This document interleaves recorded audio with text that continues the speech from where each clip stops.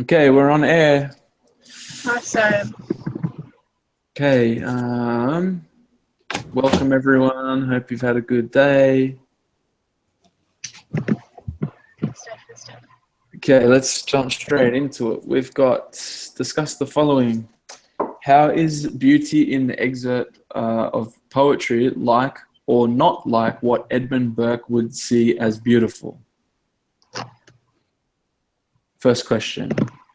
Who would like to start us off? Oh, then I'm pulling it up right now. Okay.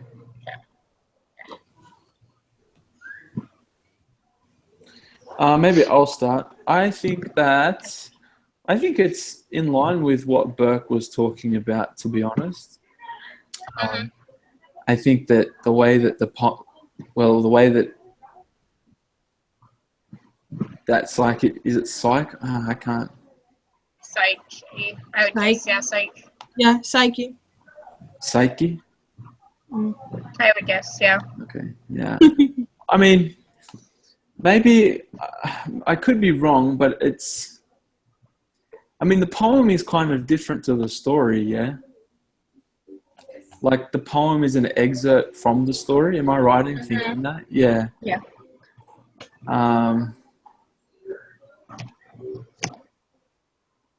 Wait, I'm going to compile my thoughts one more time. So if someone else wants to go, they can go. I'll say some words. Yeah, okay. Okay, so something that like I thought was kind of like in comparison to like Burke and Kant's ideas was like how when we looked at Psyche and like how everybody else saw her as beautiful.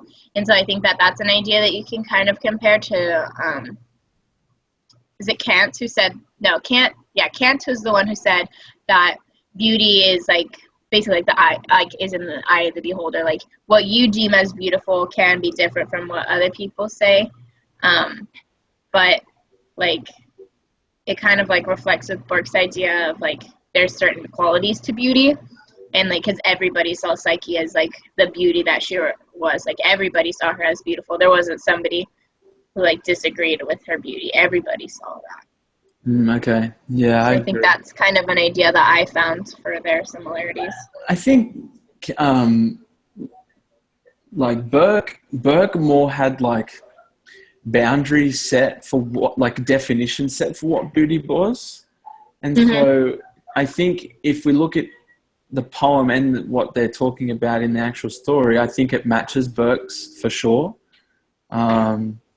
And it almost kind of reminded me of like back what we studied in the 18th century, kind of how they were dressed, like everyone was the same and what everyone's definition of beauty was the same. And so like one thing he talks about like her radiant eyes and her bosom's opening charms were half revealed, and the lucid folds her polished limbs concealed. Like things like that is kind of, to me, relates back to, well, I guess both Burke and Kant, but also with Burke, how he put like definitions of what beauty is, you know, those gradient lines that he talked about, and also the smoothness and things like that. And it also reminded me of the 18th century study that we did as well.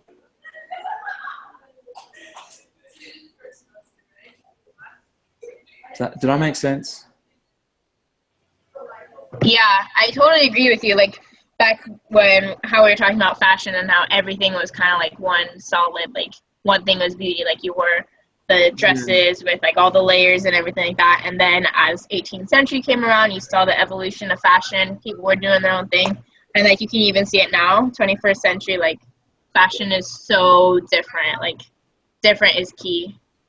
Yeah. So, I think too, because he talks about like the weakness of women, and he talks about how that ties in with beauty. And maybe I didn't fully understand it correctly the way that he explained it, but I think there's a hint of that in this, because there is a slight sign of weakness to her and pity and other things because of her situation. And so I think that also adds to what he was trying to define in his his understanding of what beauty was. Yeah. There's like a lot, like talking about like how And like even like how was it Burke who was talking about how usefulness isn't always beautiful, or is that Kant? I'm getting them confused now. Oh, say that Like again. kind of Which one was it? about how usefulness doesn't mean beauty. Oh, that was Burke. Was it? Yeah, so like that sort of thing, like how like in the story, how it was talking about like how she like wasn't allowed to do anything until she was married, you know, like her she like didn't do much, you know. She just started like chilling, doing her own thing for a really long time, and like her sisters are getting married and everything. It's like she wasn't very like useful to her family and like the way of like getting married and providing that way for your family. But yeah. I thought that was something that Burke would definitely agree with, that like even though she's not doing anything, she doesn't have a job, she's not like doing anything to progress her knowledge or anything like that, she's just sort of chilling. But the other two of her sisters, they had jobs. So I think that was something that was interesting. Yeah, awesome. And compared to Burke's idea. Malia, did you want to say anything about that question? No?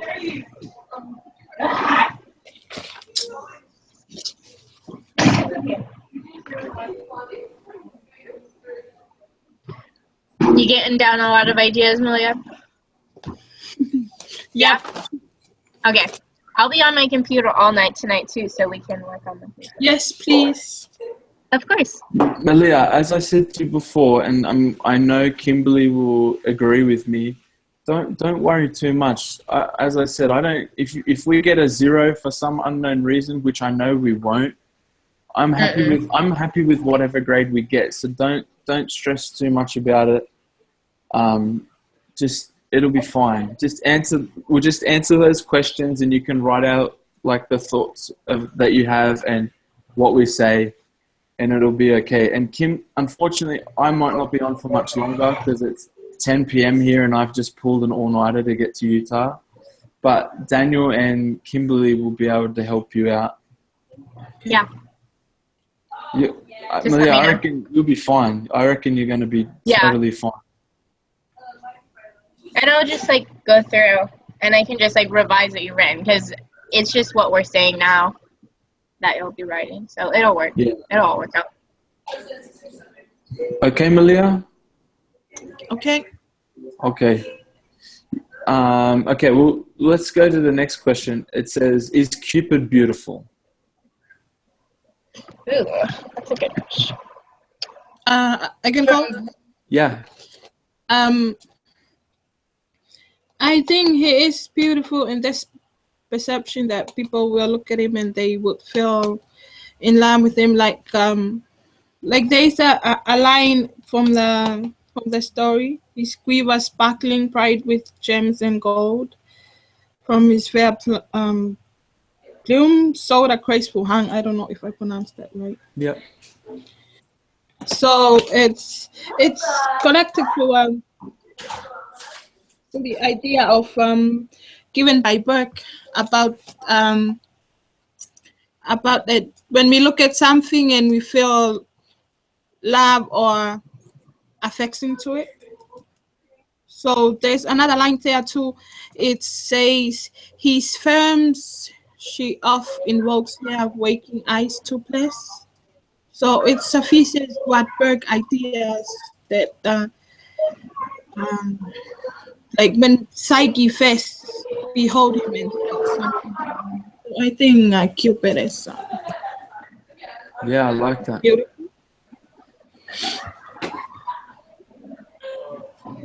Yeah, I totally agree with that. I think like when I thought of like Cupid and his beauty, I thought of kind of like you have to know beauty to like be beautiful. And so like if you look at like Burke's idea, like Burke, like he kind of like you can like have in Burke's perspective, you can kind of like have control over whether or not you're beautiful, like with the smooth edges, like the way you're dressed, those sorts of things. Like there's a certain perception of beauty, so like you can change yourself to meet those perceptions.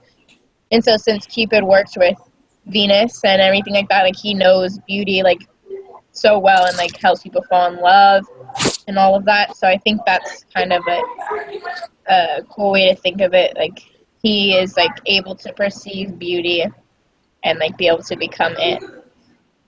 Okay. Yeah, I like that. I had a weird thought, so I don't know if this is right, but this might be good for your paper, Malia.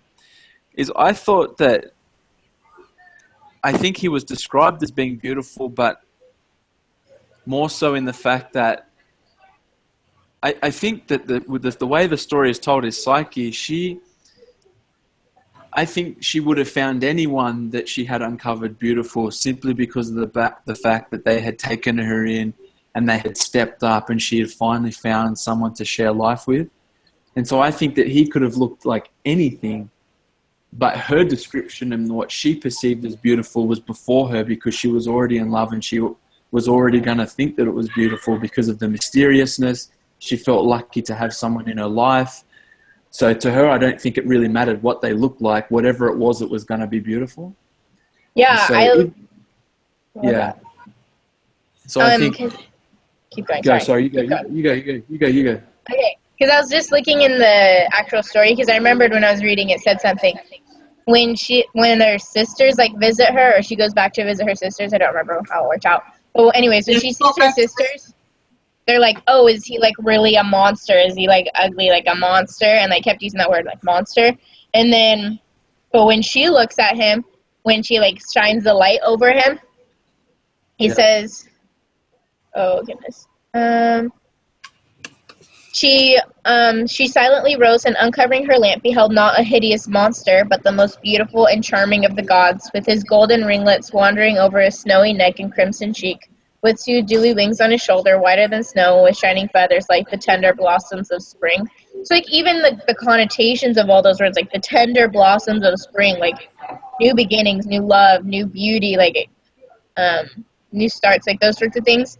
All of them have like that connotation of beauty, like even through Burke's connotation, like of like specific things having beauty, like those things we know have beauty. Yeah, those are things like in our mind automatically are beautiful, you know. Yeah, that was really good. Did that help, Malia? Did that help you with your? Really? Yeah, it is. Yeah, it's good. It's a different. I think the good thing about what we're talking about is it's different, yeah? And I think there's no right answer, but I think it's the way that we perceive it. I think that's what she's trying to teach us. So I really like that kind of skewed outlook on, well, was he beautiful? Well, we don't really know. But from what we're told, yes. But then again, yeah, that's right, in depth. So really good feedback, guys. Okay, the next question. Oh, also Daniel is messaging me. He can't connect, so I asked him to write his responses to the questions and send it to the group message so that you can use that for the paper as well, Malia. Okay.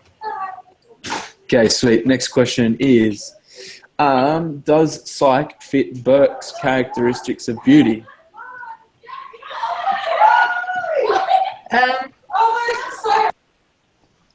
I would have to say yes.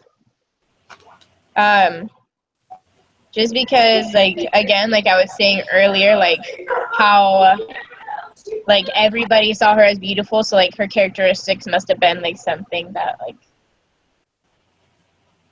was generally seen as beautiful, you know? Yeah, I'd agree. I think we kind of discussed it earlier too, but whatever the definition of beauty was at the time, all these people, I don't know. Maybe I can't remember, and I'm sorry, but I mean, it only really says that her beauty couldn't be described in words. Is that what? Yeah. And so we don't actually, I don't think we have too much of like a definition. It says that the poverty of language is unable to express its due praise. There we go. So that being said, I don't think we actually have the answer to know if she matches Burke's definition of beauty. If we look at Kant's definition of beauty, well, yes, because everybody at the time, it's causing them to do something. They're making a judgment based on what they're seeing, which is what Kant talks about more you know, your own definition, your individuality, what you think and feel and everything. Whereas Burke has like specific definitions, and we don't have those definitions. So my personal answer is going to remain, I don't know if she did. I'm going to kind of keep it left wing a bit, but you know, because there's nothing really there that goes into detail about what she looks like. I think there was kind of a description in the poem, not like in the actual story. Poem, it talks about, you know, the part when he is about to give her like that bitter water or whatever. It talks about like her saying she has radiant eyes and polished limbs, like talking about her skin. That is true. That is true. I just looked at the poem. So in the poem, it kind of does. Yeah, go for it, Amelia.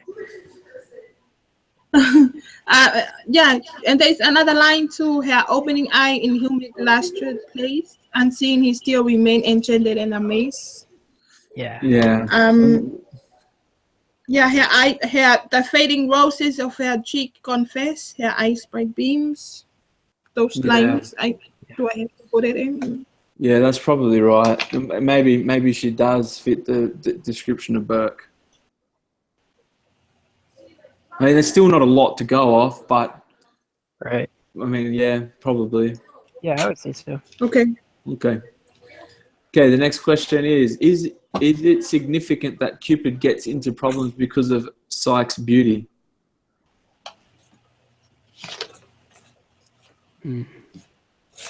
Oh, that's a hard one, eh? Like, I don't know.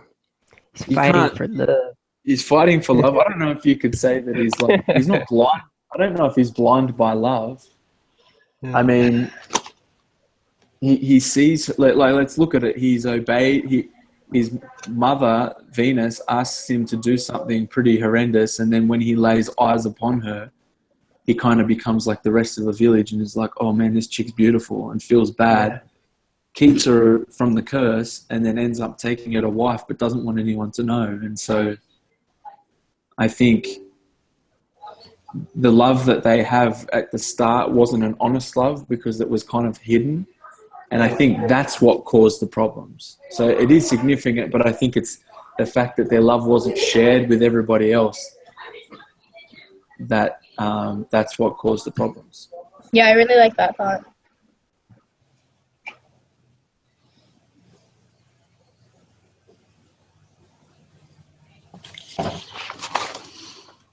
Did you get that thought, Malia, for the paper? Yeah, hidden love. Yes, I got it. Excellent. They cause the problem. Yes. Anyone else have any other thoughts about that? That is it significant that Cupid gets into trouble because of Psyche's beauty? Okay. The last question then is, does this change how we think about beauty? I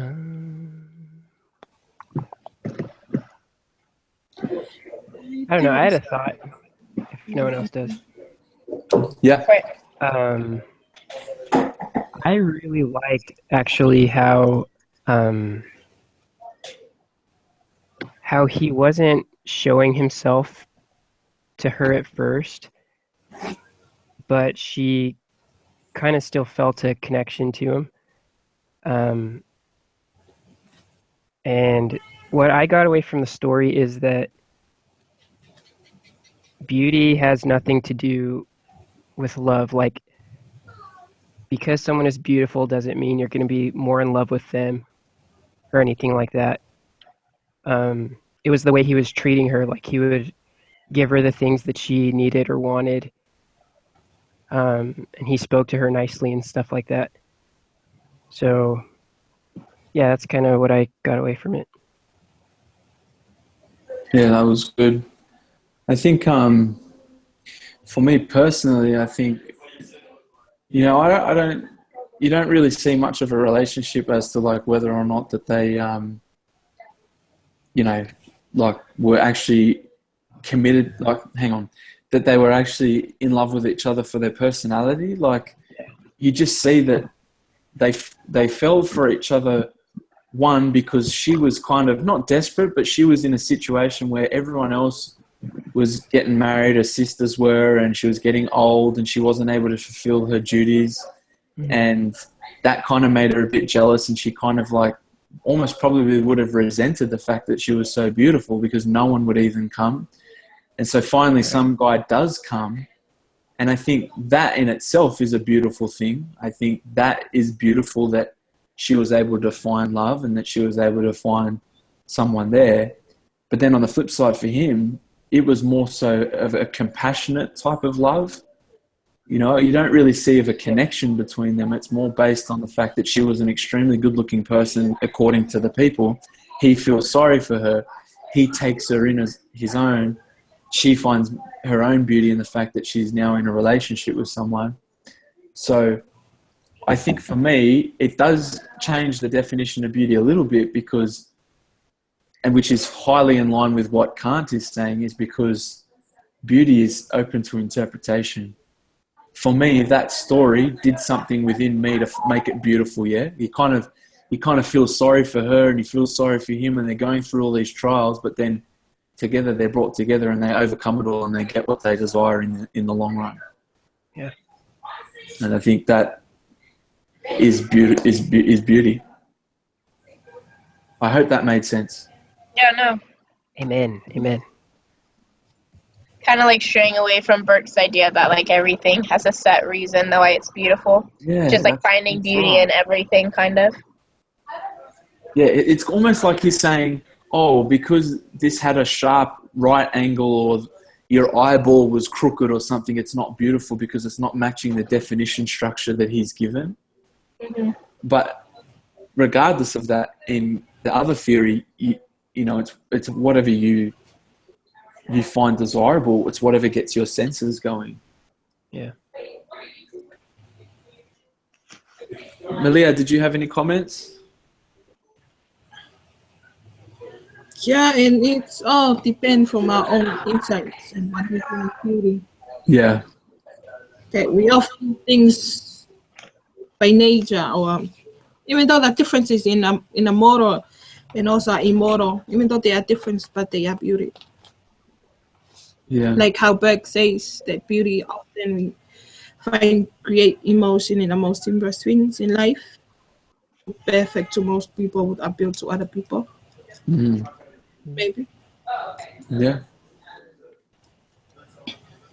Okay, Daniel, we know that you had a couple of troubles getting in. We appreciate you coming in. Did you just have anything that you wanted to share for the first two questions that you missed? Did you have any insights that you'd like to share just to help Malia with the paper? And then after that, I think we'll call it a night. Yeah, I want to look at my notes really fast.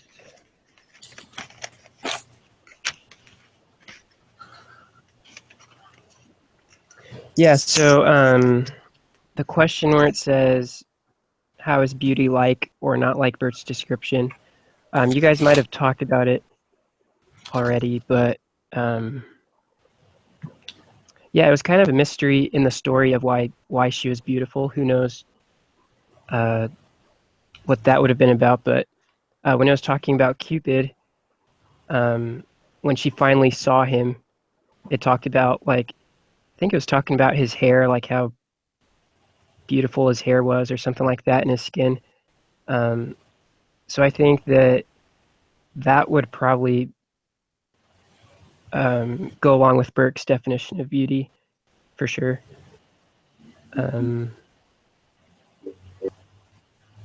Yeah, I think that's all I had for that. Cool. All right, thanks, mate. Malia, how you feeling? Are you feeling okay about the paper? Yeah. Okay.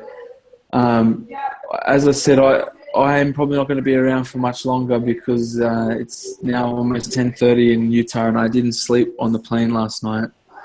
But if you send it and I'm still awake, I'll read over it and give you my thoughts. But hopefully, I know Kimberly said she's going to be available, and hopefully Daniel will be too this evening. Sure. Yeah. Just Malia, just answer questions. Remember, it's double spaced, size 12 font, and don't stress. We're not worried about the grade. We're a group.